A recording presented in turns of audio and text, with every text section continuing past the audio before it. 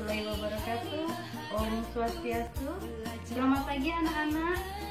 Pada kesempatan ini kita akan belajar tentang pembelajaran 1 subtema 1. Nanti perhatikan ya video berikut ini.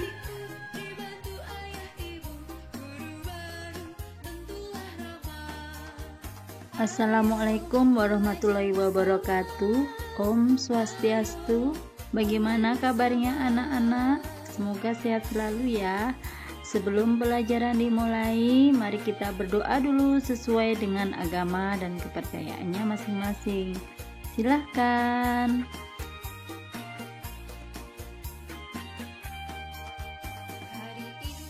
Anak-anak, kita kali ini harus tetap belajar secara mandiri ya, karena sekolah belum dibuka. Kalian pasti rindu akan sekolah, tapi jangan khawatir, kalian tetap akan belajar walaupun tetap di rumah. Nanti bisa juga memakai Zoom meeting, jadi kita bisa saling komunikasi dengan teman-temannya. Masih ingat protokol kesehatan? Ya, jangan lupa untuk selalu memakai masker. Yang kedua, anak-anak harus bawa hand sanitizer kemana-mana. Taruh di kantongnya atau tasnya. Yang ketiga, anak-anak harus tetap jaga jarak 1-2 meter. Dan yang pasti jangan lupa untuk selalu cuci tangan pakai sabun dengan air yang mengalir. Semangat ya anak-anak. Pada pembelajaran 1 kita akan belajar tentang keberagaman budaya bangsaku. Nah, nanti ada bacaan. Di sini nanti kita akan belajar tentang gagasan pokok dan gagasan pendukung. Tolong dibaca dulu ya bacaannya. Tahukah anak-anak bahwa Indonesia terdiri atas banyak pulau, suku, bangsa, tarian, rumah adat, serta agama? Ayo kita cari tahu lebih jauh tentang keberagaman itu. Silahkan dibaca bacaan yang berjudul Pawai Budaya. Setiap bacaan terdiri atas beberapa paragraf.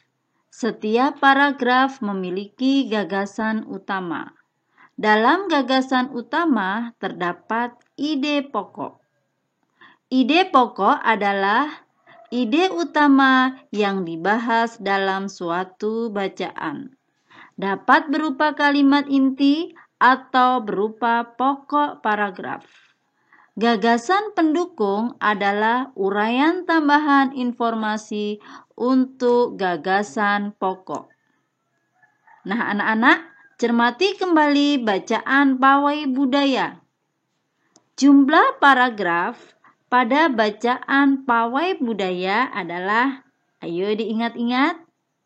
Nah, kemudian cermati paragraf 3 dan 4.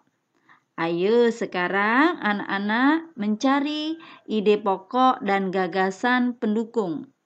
Tulislah dalam bentuk peta pikiran di bawah ini. Persatuan dan kesatuan dalam keberagaman budaya. Pada kesempatan ini kita akan belajar mengidentifikasi berbagai bentuk keberagaman suku bangsa, sosial, dan budaya di Indonesia yang terkait persatuan dan kesatuan.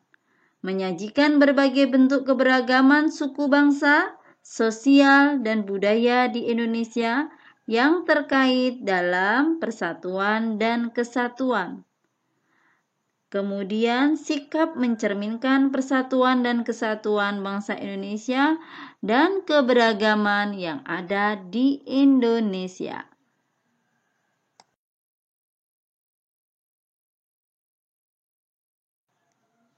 Pak Sami, Pak Encep, Pak Made, Pak Udin, dan Pak Nur tinggal di Kampung Babakan. Mereka berasal dari suku yang berbeda-beda. Mereka juga mempunyai kesukaan makanan yang berbeda-beda. Makanan kesukaan mereka adalah makanan khas daerahnya. Mereka juga ahli dalam memainkan alat musik daerah masing-masing. Mereka menggunakan bahasa Indonesia sebagai bahasa sehari-hari, meskipun masih sangat terpengaruh dengan logat bahasa daerah mereka. Nah, anak-anak, ayo amati gambar berikut ini. Perbedaan apakah yang mudah kalian cermati? Nah, silakan ditulis di bukunya ya. Setelah anak-anak mengamati dan mempelajari tentang keberagaman, apa yang kalian bisa simpulkan dari keragaman dan yang mencerminkan kerukunan dan persatuan? Nah, sekarang tulislah 3 kegiatan atau sikap yang mencerminkan menghargai keberagaman dan persatuan. Silahkan ditulis di buku tulisnya.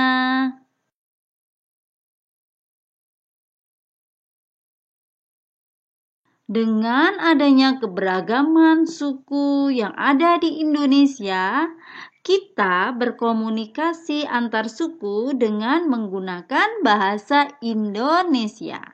Saat berkomunikasi, kita mengeluarkan yaitu suara, bunyi. Nah, pada kesempatan ini kita akan belajar tentang bunyi, sumber bunyi, terjadinya bunyi, sifat-sifat bunyi, dan cara telinga mendengarkan bunyi. Anak-anak, diamlah sejenak. Dengarkan bunyi di sekitarmu. Nah, bayangkan jika tidak ada bunyi di sekitarmu. Dunia pasti terasa sepi. Ada berbagai macam bunyi di sekitar kita. Ada bunyi yang dihasilkan oleh manusia, hewan, tumbuhan, dan bunyi yang dihasilkan oleh alat-alat di sekitar kita. Bunyi yang pernah kalian dengar apa saja yang berasal dari manusia, yang berasal dari tumbuhan atau hewan, yang berasal dari benda? Ayo sebutkan. Ya, tentunya pasti banyak ya. Nah, bagaimana terjadinya bunyi? Ayo kita lakukan percobaan seperti berikut ini. Siapkan peralatannya ya. Jangan lupa untuk memakai gunting, didampingi oleh kakak atau orang tuanya ya anak-anak.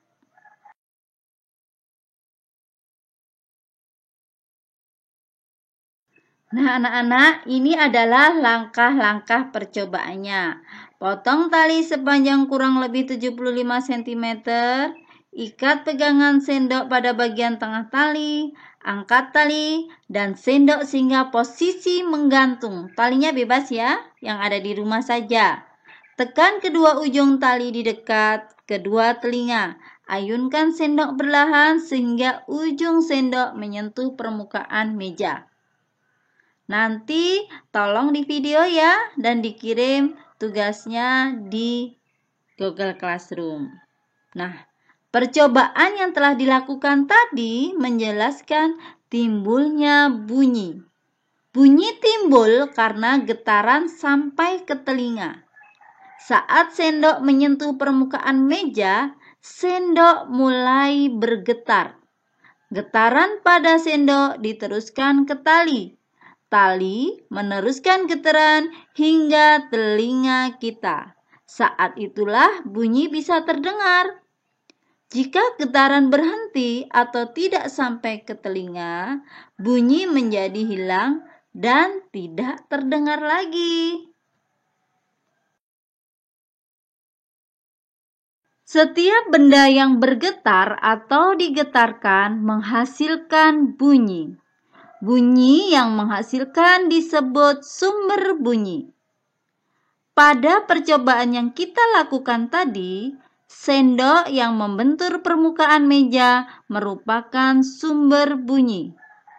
Dapatkah kamu menemukan sumber bunyi yang lain di sekitarmu?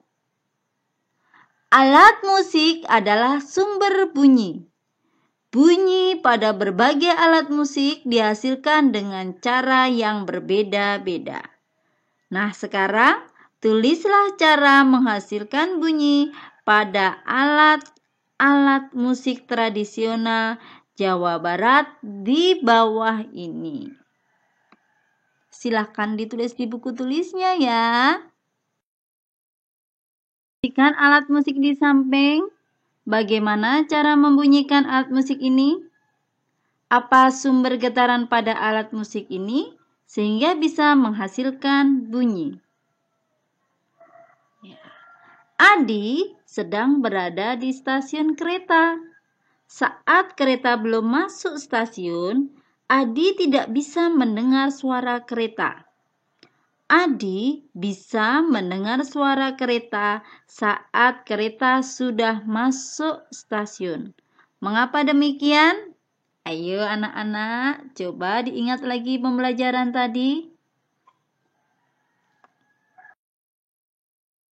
Nah anak-anak, sekian dulu pembelajarannya. Silahkan dikerjakan soal-soalnya di buku 1.